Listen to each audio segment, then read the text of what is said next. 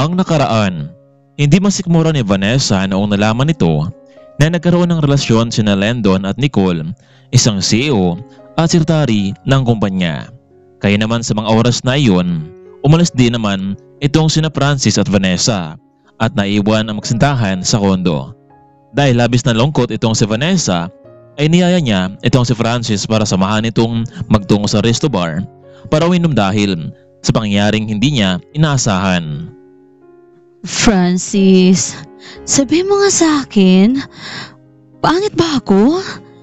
Bakit hindi ako nagawang ligawan ni Landon? Alam mo Francis, hinihintay ko siyang mag-propose sa akin pero yun pala, kay Nicole lang pala siya napunta. Tapos may sabit pa. Ikaw kasi, ang bagal mo eh. Dapat ikaw na mismo ang natapat sa kanya. Para ka rin ako eh. Hindi ko rin napagtapat sa babaeng gusto ko ang nararamdaman ko. Bakit Francis? Sino bang nagugustuhan mo? Siguro ako no? Magsalita ka. Naku Vanessa, mukhang lasing ka na yata eh. Ano ka ba? Hindi ako lasing. Sabihin mo na sa akin kung mahal mo rin ba ako o baka naman talagang isa kang bakla eh. Pwede ba Vanessa? Huwag kang masalita ng ganyan. Baka hindi ko magilan sarili ko. Na ano, Francis?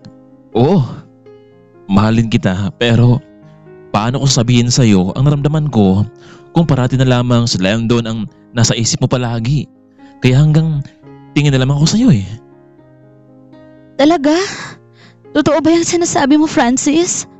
Oo nga, totoo yun. At ngayon alam mo na, hindi naman ako mapilit sa isang tao eh. Kung talagang mahal mo si Landon, may karapatan kang sabihin sa kanya hanggat hindi pa sila kasal. Kahit mahal kita, handa akong baraya. Makita lamang kitang masaya. So, ang ibig mo bang sabihin nito, aatras ka na sa nararamdaman mo sa akin? Hindi naman sa ganoon pero kung saan ka masaya, masaya na rin ako. Paano kung ikaw ang pipiliin ko? Lasing man ako o hindi. Pero, oo, inaamin ko na meron kayong pagkakaiba ni Landon pero wala naman sigurong mawawala kung susubukan natin, di ba? Anong ibig mong sabihin, Vanessa? Oo, Francis. Pumapayag na akong maging tayo. Ganun ba? Kung ganun, sobrang saya ko, Vanessa. Sa naging desisyon mo, hayaan mo, hindi ko sasayangin ang pagkataong ito na magkasama tayo. Francis, salamat sa pagsama mo sa akin dito ha. Simula ngayon, lilibing ko na sa lugar na ito ang mga alaala ng nakaraan. Pwede mo ba akong samahan sa apartment ko? Ang totoo, mukhang nahihilo na yata ako eh. Sige Vanessa, iiwan ko lang yung sasakyan ko dito para naman maging safe ka sa daan. Minaniho nga nito si Francis ang sasakyan ni Vanessa at nihatid ito sa kanyang apartment. Malaki din ang apartment na pinagmamay-ari ni Vanessa. Hindi pa ito alam ng kanyang mga magulang na bumili pala ito ng apartment dahil sa pagiging empleyado sa kumpanya ng mga McDowell. Francis, pwede bang dumito ka na lang muna? Para naman may makasama ako dito. Huwag kang mag-alala. Malaki naman ang kwarto ko. Kahit saan, pwede kang matulog. Sige Vanessa, ikaw ang bahala. Sa may sofa bed na lamang ako tutulog. Sige na, matulog ka na. Manonood lang muna ako ng TV dito habang hindi pa ako naantok. Napaupo na lamang itong si Francis sa may maliit na sala. Habang nasa kanyang kwarto naman itong si Vanessa. Habang nanood itong si Francis ng TV ay mabiglang tumakip sa kanyang mata. Teka lang Vanessa, ano to? Please, pagbigyan mo naman ako Francis. Kung talagang mahal mo rin ako.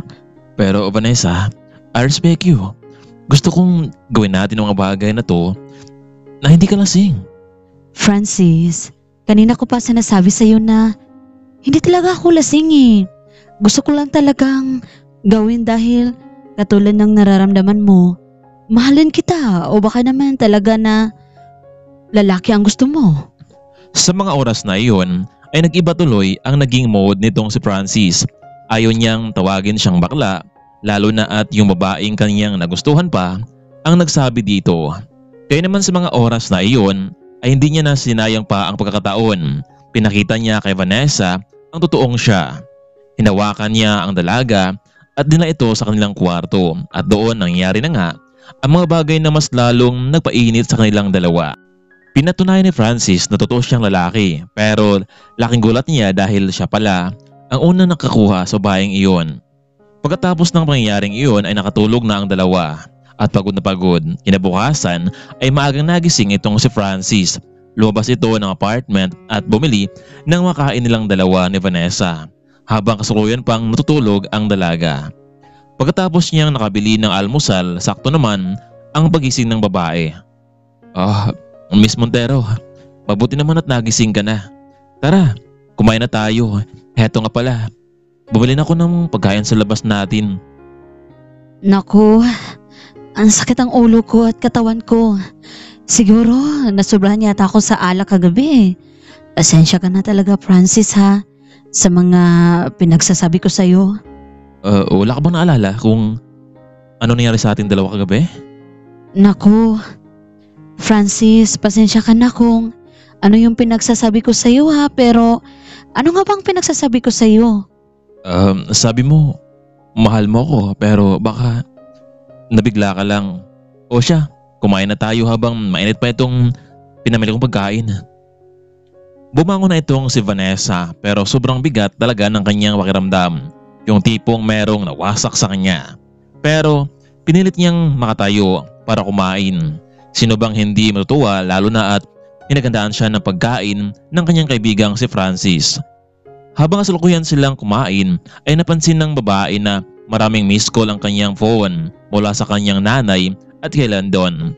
Kaya naman matapos nilang kumain ay tinawagan niya ang kanyang nanay. Hello, Nay. Oh, Vanessa. Saan ka ba? Bakit hindi ka umuwi kagabi? Nag-alala sa'yo ang tatay mo. Tinawagan namin si Landon pero ang sabi niya umalis ka raw. Oo, Nay, pero huwag kayo mag-alala dahil ayos lang naman ako. Maya-maya ay uuwi din ako dyan.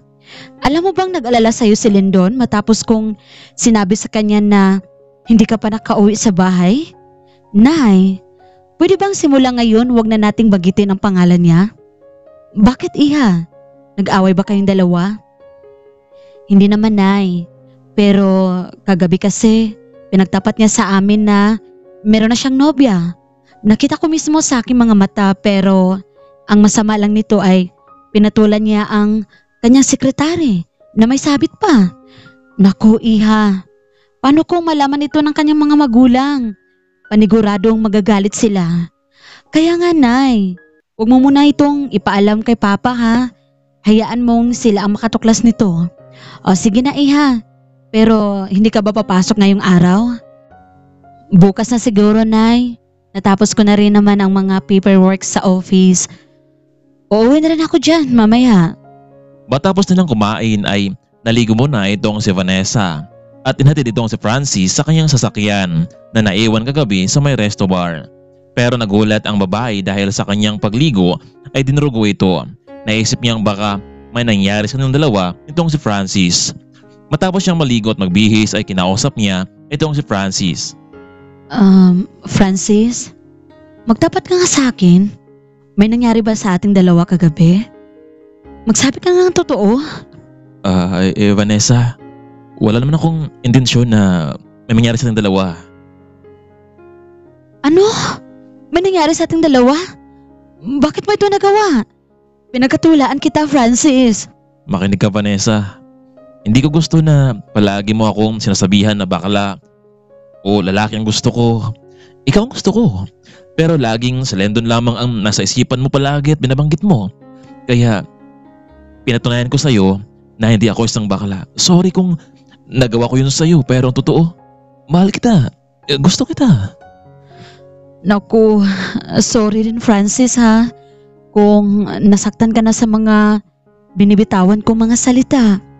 Sige na, ihatid na kita sa sakyan mo. Vanessa, siguro sa tingin mo ay isa akong torpe. Oo, Pero kapag may minahal ako, siya lang talaga ang mamahalin ko.